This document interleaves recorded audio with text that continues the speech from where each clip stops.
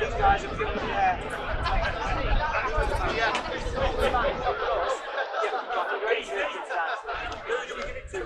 Go home. Find bucket.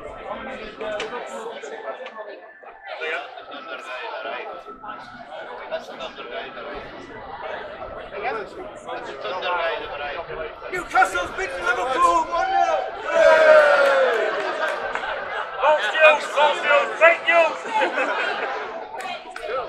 3 cheers for the Vikings!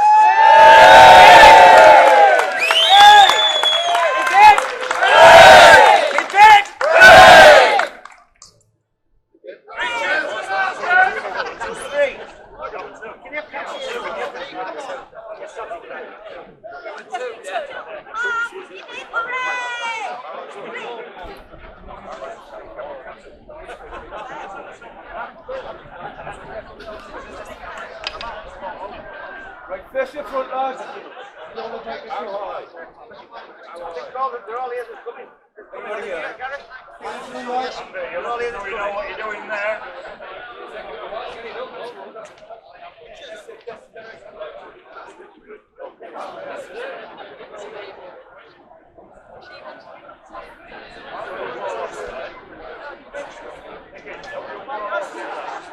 Guys, get ready.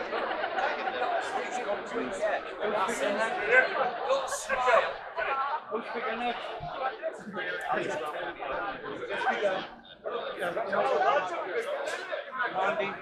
Andy, we have to make it. Listening, guys.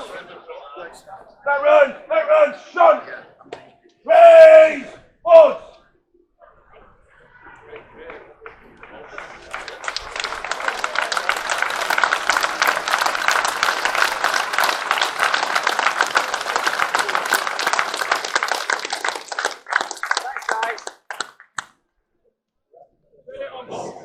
Thanks, guys.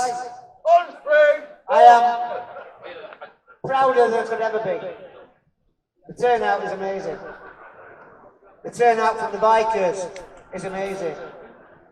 The turnout from the Fusiliers band is amazing. The pipes and drums were amazing. All I can say is I am so proud to stand here. I am so proud to stand here and basically welcome every single one of you. But this is not going to go away. This is not going to go away until we get guarantees. No guarantees, we keep coming back. Like I said, I've got nothing but admiration for every single last one of you. Yes, I get emotional. No, I'm not. I am proud of it. I am so proud that I get emotional. It means I care. And I care about every single last man, woman and child in this crowd. You're amazing people. It makes our service all the much more worthwhile. So, Nicky, do you want to say something? No? Nicky, say something! Come on, Nicky! Come on, Nicky! We'll work on it. We'll work on it. Gary, would you like to say something on behalf of the bikers? Yes. Is it Jordy? He's got to say something. Again, guys, thank you. Thank you so much.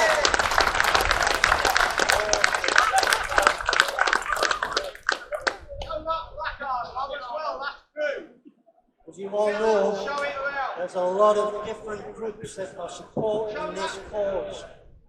We are using the term Rolling Thunder, and that is a separate group altogether. That is true, folks. They hide from us. They've got a D notice on us. Let's make enough noise that they've got no bloody choice. All I would ask Members, they can keep following the Facebook posts. Watch out for the events. Apparently there is some big ones coming up, 28th of September. And if we can get the support, they will hear us. They'll certainly hear us fighters. Carry on the good work.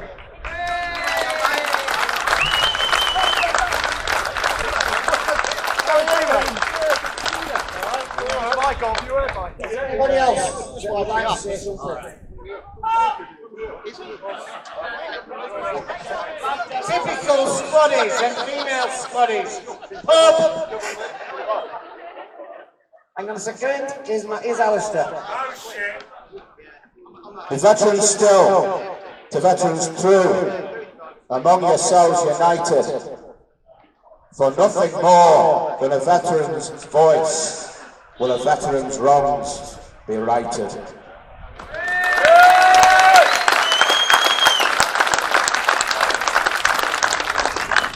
Like I said, guys, I wanted this to go perfect. In my eyes, it went more than perfect. As I said at the beginning, we will not go away. So anybody in government or anywhere else thinks that we are going to go away, they're sadly mistaken. We're not going away. We're going to make some noise, and we're going to tell, not ask the government, we're going to tell the government, we are united. We will not go away. We are veterans. Nothing can move us. The government will never move us. The traitors in the labour movement will never get rid of us. Under any circumstances. We stand together, we stand tall, and we stand forever.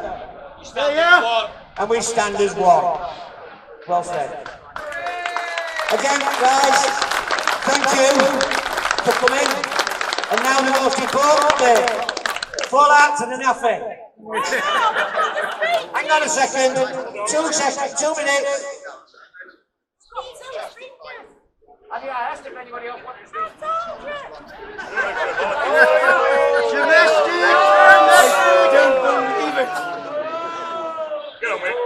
I'm sorry, Mark, I didn't mean to do that. That's all right. It's all right.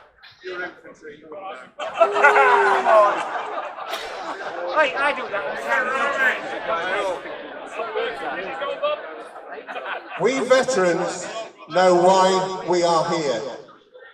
We're here to stop our government allowing Her Majesty's loyal and true servants from being used as sacrifices with which to appease those in Ulster who would rewrite history. Those who would like to portray the armed forces of the United Kingdom of Great Britain and Northern Ireland as aggressors and occupying forces.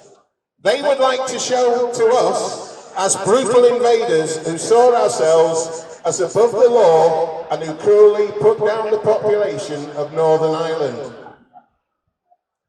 In order to do this, they ignore several factors that give the lie to their portrayal of a brutally subjugated people. They have to ignore the fact that Northern Ireland was formed in 1921 as a separate entity to the Irish Republic at the specific request of the Protestant majority in 6 of the counties of Ulster who wished no part of home rule for Ireland.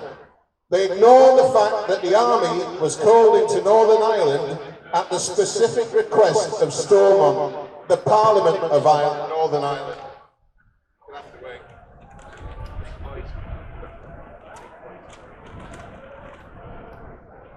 Called in to reinforce the Royal Ulster Constabulary in a policing role to safeguard and keep apart factions on both sides who were hell-bent on destroying each other. They ignore the fact that 722 United Kingdom soldiers were killed by paramilitary action, that 430 innocent people were killed by paramilitary action on the mainland of Great Britain. In all, 3,500 people were killed in this conflict. 52% were civilians, 32% were security forces, and 16% were paramilitary groups. They ignore that the IRA killed more Republicans than the army did, more civilians and more Protestants too. They killed more of their own than anyone else. To this day, there are 170 outstanding investigations into the deaths of the UK Armed Forces. That's right, 170 deaths that are yet to be investigated. So far, there have been 27 case decisions made on so-called legacy cases in Northern Ireland. 13 of these cases involved Republican paramilitaries. 8 cases involved loyalist paramilitary operations. And 6 cases involved members of the security forces.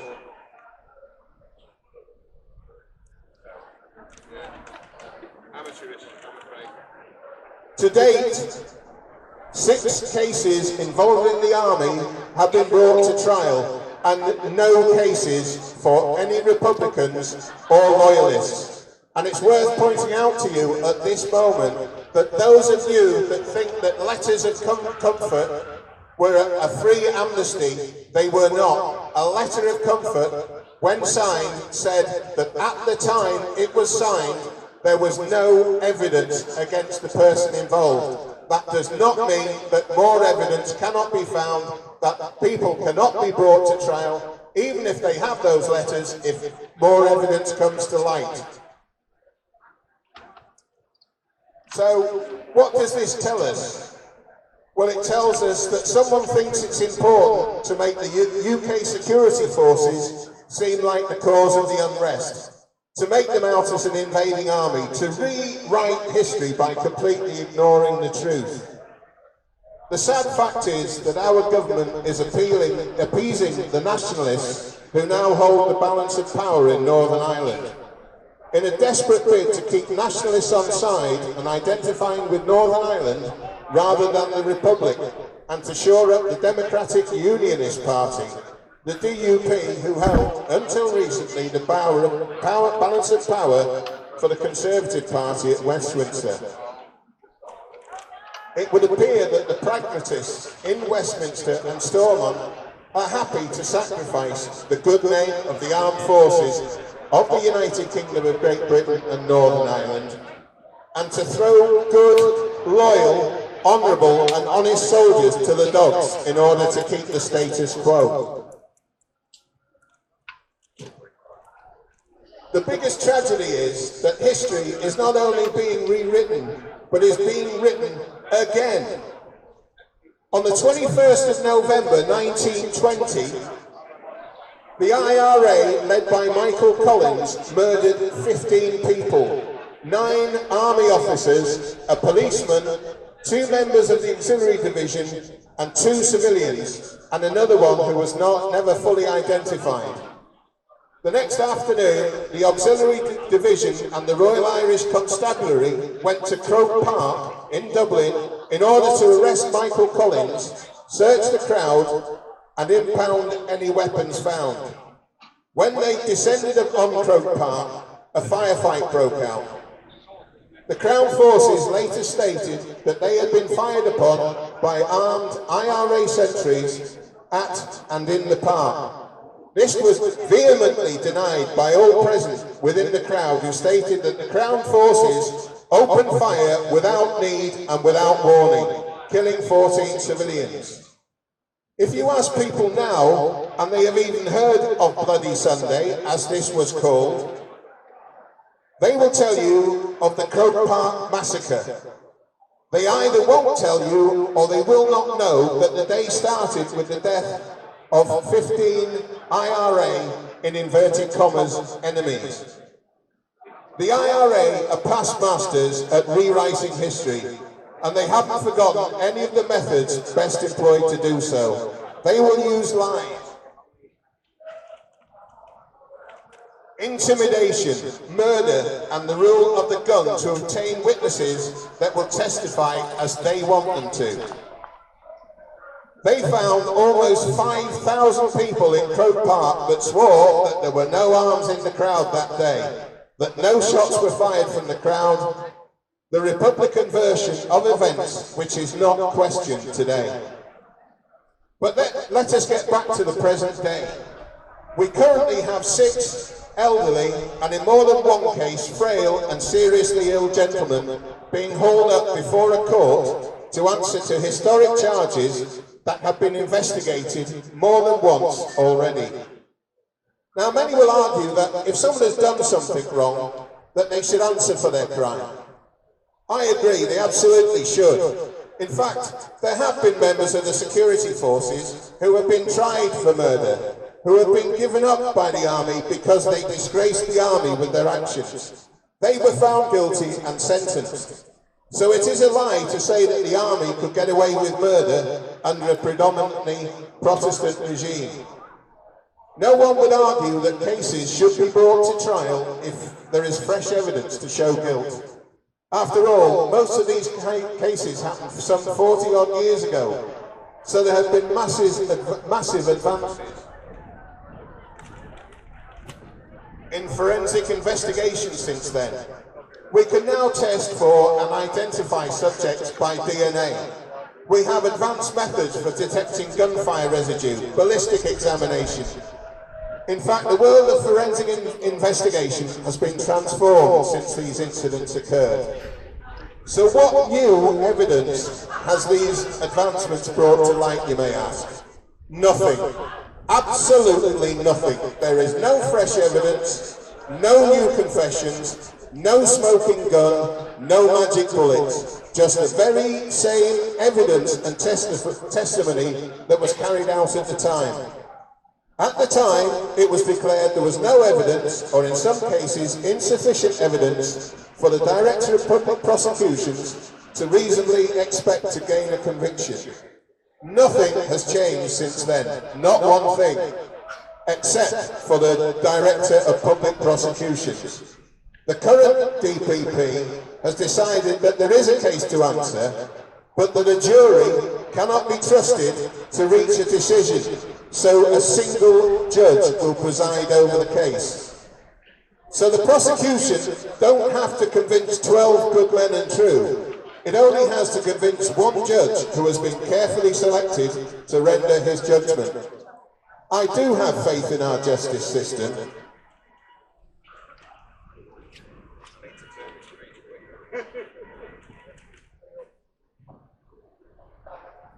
I do have faith in our justice system, but it is stretched when a case that wasn't deemed prosecutable for 40 years suddenly is deemed likely to succeed if heard by only a single judge.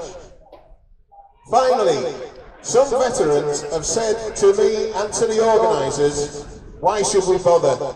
Isn't it all just a waste of time? My answer to you is a very, very emphatic no. It isn't a waste of time. We may not win. It may be that our fight is doomed to failure, but it is not a waste of time. We are veterans. We are the men and women who offered our bodies up to our Queen in the defence of our country, our freedom and our security. It is not a waste of time to stand up and be counted, to stand behind and alongside those of us who are being unjustly treated in the name of appeasement. If peace in Northern Ireland hangs on such a precarious balance that can only be kept by holding show trials that have nothing to do with justice and nothing to do with helping the families of those killed to understand what happened to their loved ones, then to me it isn't worth keeping. Even Arlene Foster of the DUP said, and I quote, "The focus on the state has been an attempt to rewrite history and blame the state, while in reality the vast majority of murders were the result of terrorist activity. I totally oppose the current one-sided focus on what the state did." I'd just like to leave you with this. We are veterans. Our metal was forged in the fires of service. We don't leave our own behind. We don't desert our fellows. We must stand tall. We must use our voices to make our case heard. Not to do so will be a total betrayal of our comrades, our brothers and sisters, both serving and served. Now, more than ever, we must do all we can to stop these travesties and injustices. The motto of my own corps, the Royal Army Medical Corps, is in arduis fidelis, faithful in adversity. Let us remain faithful to our fellow veterans, our history, our honour and our legacy. Thank you.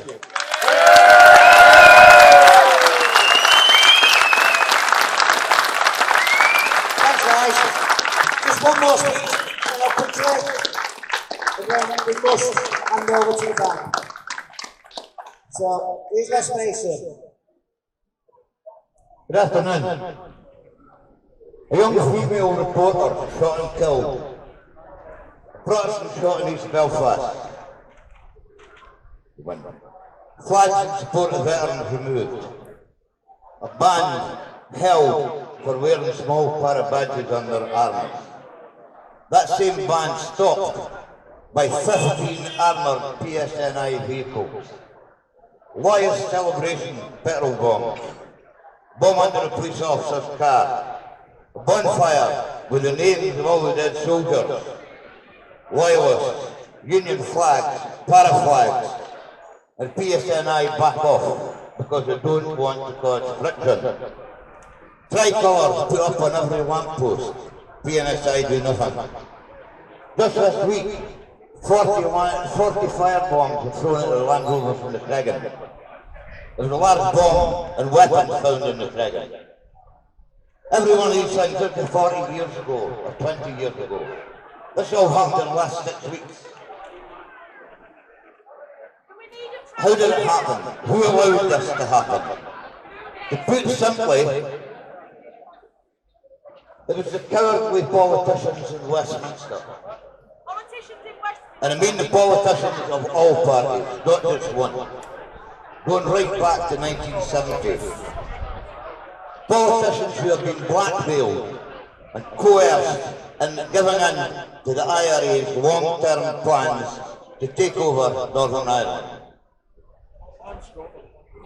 And along the way, achieve one of their main objectives, the blood of our veterans. The following sort of narratives, it's a rough breakdown of how this took place, how they achieved their aim. The trouble started in 1969 with the breakdown of Stormont. Although meetings were held, it was 1972 before anything really came to light. It was a secret meeting held at a farm on the borders called Ballyarna, very close to the border with Donegal. Present at that meeting were D. O'Connell, the IRA Chief of Staff. Jerry, I was never in IRA Adams. Belfast Brigade Commander, and this is all in the official paperwork. Also present was a lawyer and a trusted advisor who is rumoured to have sat at the IRA top table, a guy called J.J. McGraw. You will. The British government took this that seriously that they sent Frank Steele, the MI6 officer who set the meeting up, and a junior civil servant called Philip Woodfield.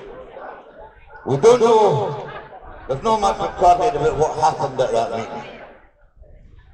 But one thing that is strongly rumoured is J.J. McGraw handed over a list of 126 names. This was in 1972. Since this meeting, many other meetings have taken place, secret meetings, Downing Street, most of them in Londonderry, Safehouse. In all cases, senior IRA men were sneaked in to the safe house in Londonderry by MI5. Men that you were all out in the streets looking for. MI5 was sneaking them in under your eyes. This continued for over 20 years. But in 1973, the IRA at one point put forward a proposal to the government. And it was the IRA leaders who were on the run should be allowed to carry handguns when visiting their home areas.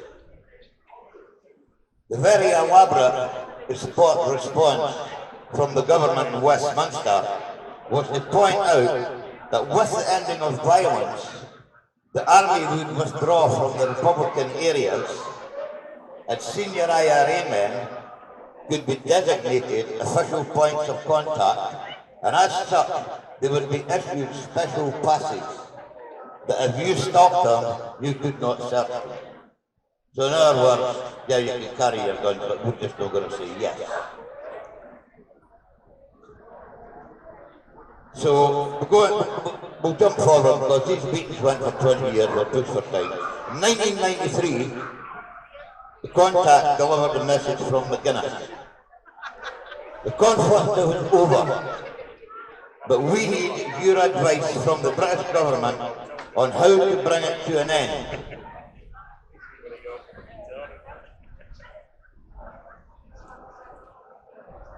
The government, at this time, the same time as this message was delivered, the Warrington bomb went off.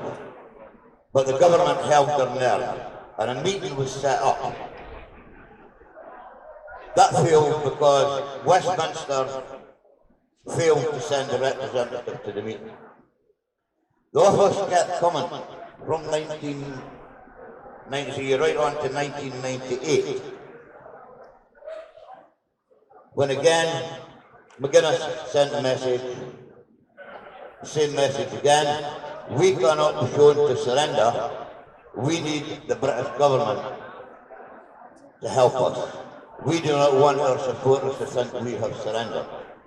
The message from the British government was basically, if you agree to go political, then it will be the end of the conflict. 1998, that message got through.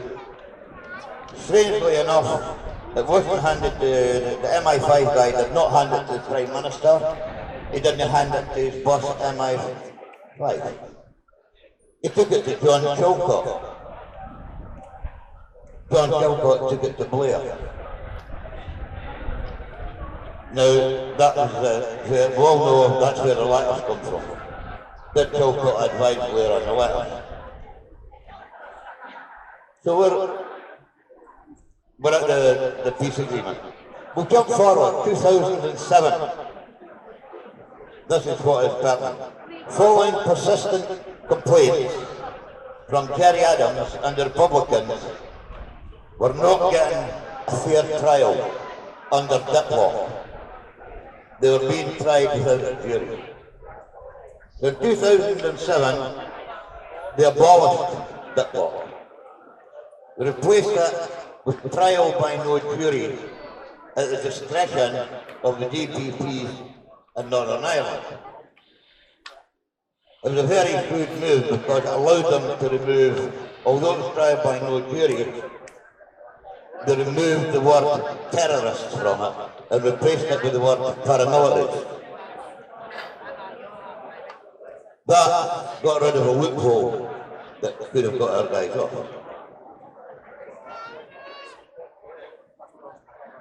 Okay. And that's where we are now. I'm being told what to wind up for the band.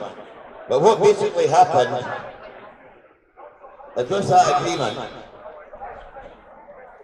the DUP had a discussion with Sinn Féin about who would get what political position. Sinn Féin got the Attorney General. The Attorney General, John Larkin, was IRA solicitor and represented Gerry Adams. John Larkin's job was to appoint the DPP.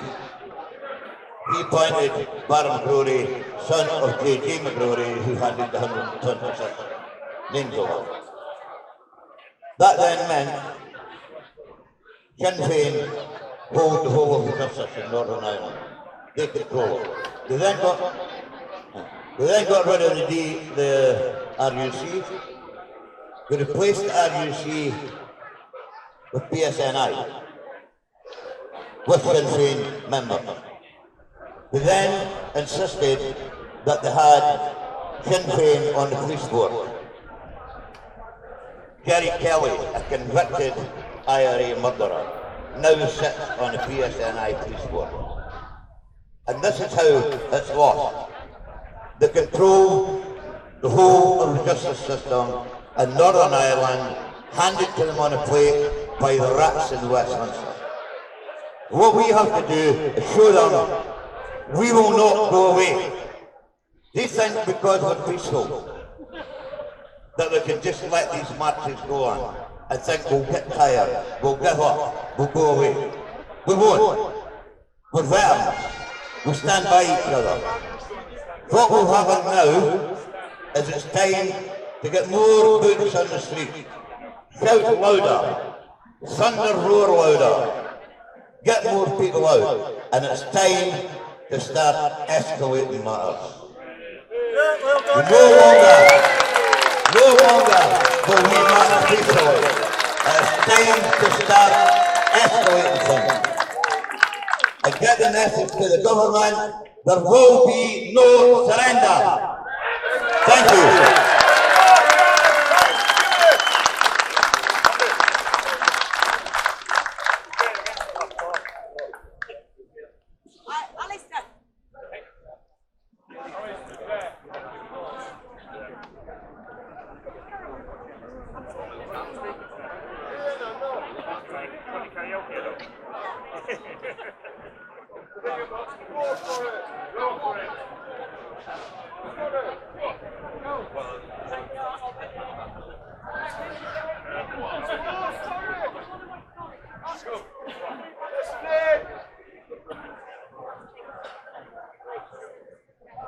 Right, listening. Break! Jump!